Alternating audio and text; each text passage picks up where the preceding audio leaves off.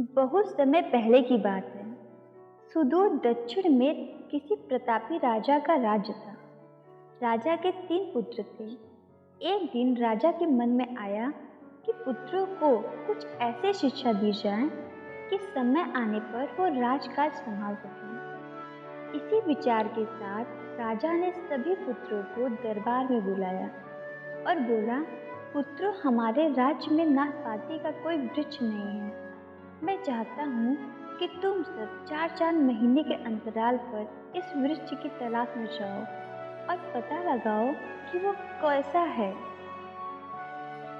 राजा की आज्ञा पाकर तीनों पुत्र बारी बारी से गए और वापस लौट आए। सभी पुत्रों के लौट आने पर राजा ने पुनः सभी को दरबार में बुलाया और उस पेड़ के बारे में बताने को कहा।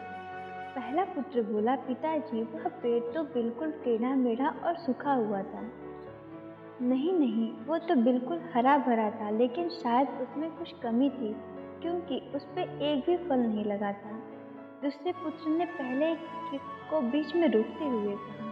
फिर तीसरा पुत्र बोला, भैया, लगता है आप भी कोई गलत पेड़ देख कर आए, क्योंकि मैंने सचमुच नाशपाती का पेड़ देखा। वो बहुत ही शानदार था और फलों से लदा हुआ था।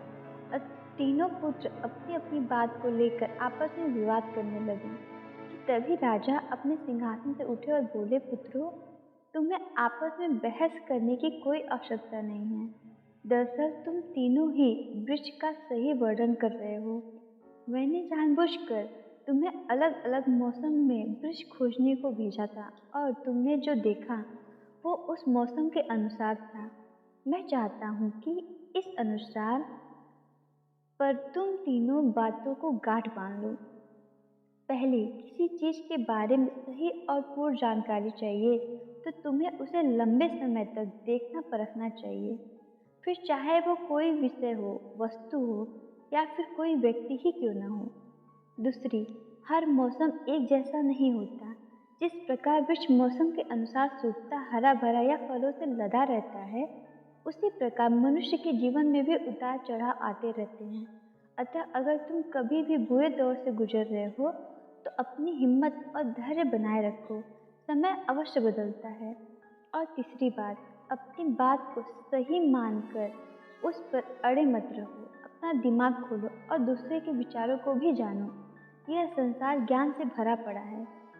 चाहकर भी तुम अकेले सारा ज्ञान अर्जित नहीं कर सकते। इसलिए भ्रम की स्थिति में किसी ज्ञानी व्यक्ति से सलाह लेने में संकोच मत करो।